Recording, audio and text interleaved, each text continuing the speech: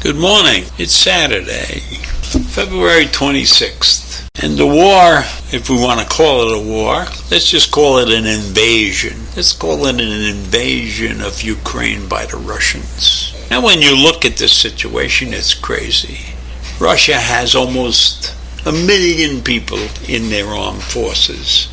And the Ukraine has about 100,000 with 900,000 reservists. So is that a fair fight? No, not a fair fight by any stretch of the imagination. And of course I wouldn't expect Putin to want to be involved in a fair fight either. But leading up to this situation has been, as I have said a couple times in the last couple of days, insanity, crazy. Sanctions. All we thought about was sanctions. We really never moved any military into position to help the Ukrainians. Now, if you looked at the military strength of all the countries involved with NATO or the European Union, which is almost the same thing. I think there's a couple of countries in the European Union that don't belong to NATO. 3 of them, but what's the difference? Doesn't matter. What matters is that if you took all of Europe and you looked at all of the strength, European strength in Europe in terms of armies, they got about 3.2 million. France being the most, I think. But it doesn't matter. It doesn't matter because of those 22 or 25 nations in the European Union and the same amount of people in NATO. Well, NATO has more military because the US has a very large military and we belong to NATO. And so does Canada. But Canada doesn't have that much military. So there's a lot of military strength floating around, but nobody was prepared to move any military strength to the Ukraine. We just talked about sanctions. Yes, we don't want to go to war. And it's very expensive to move troops all over the place. And Zelensky, for some reason, gets on the air and says, nobody's helping us. Where is the greatest country in the world when we need them? He's pointing a finger at the United States.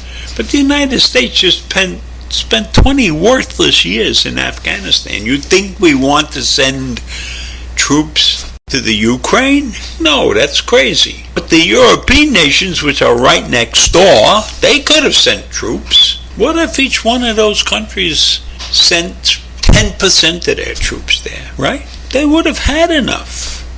But no, everybody stood back and waited for this thing to happen.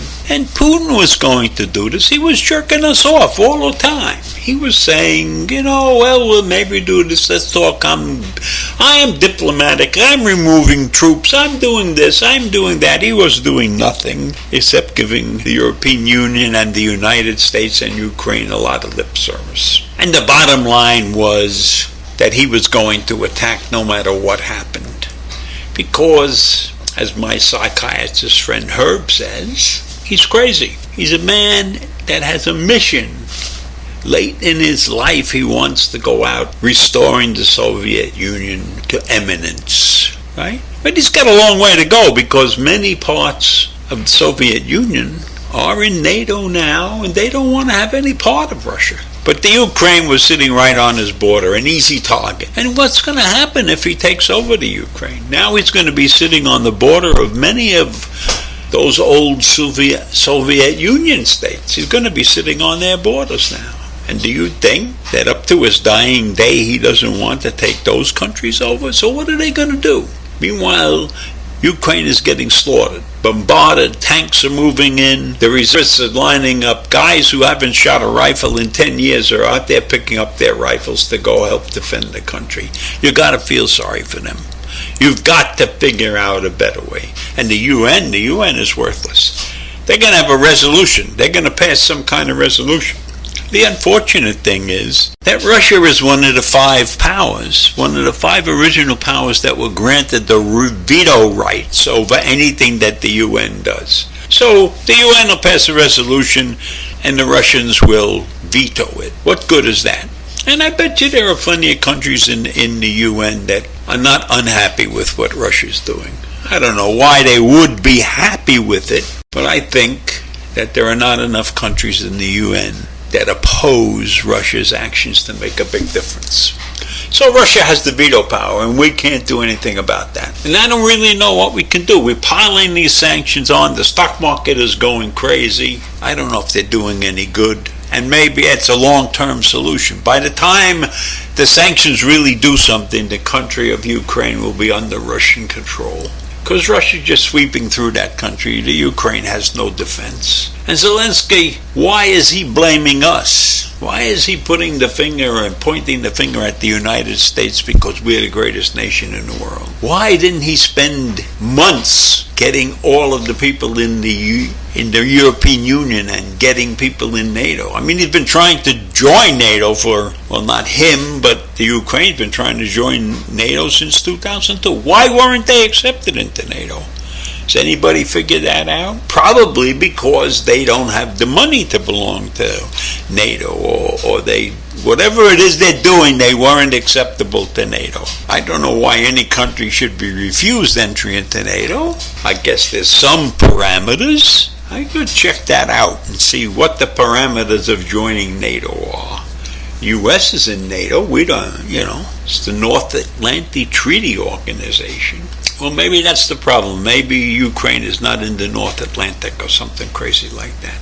In any event, this is a terrible situation. I don't like the idea that Zelensky is pointing fingers at the United States that we didn't help enough. He's leaving out all the big countries in Europe like Germany and France and Greece has a big army. Greece has a very big army compared to the size of their country.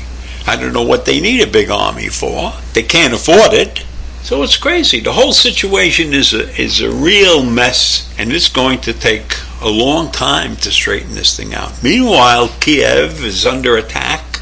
Bombs are bursting all over the place. The pictures are not very happy, not very satisfying to anybody except maybe Putin. The casualties are building up.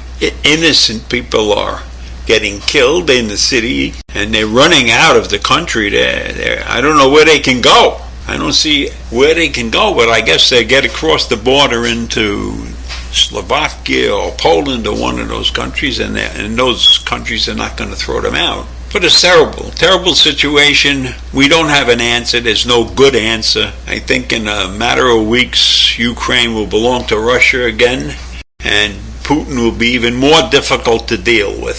So that's what I think this morning, and I just don't know why people point the finger at the United States. Are we supposed to save everybody? I guess we are.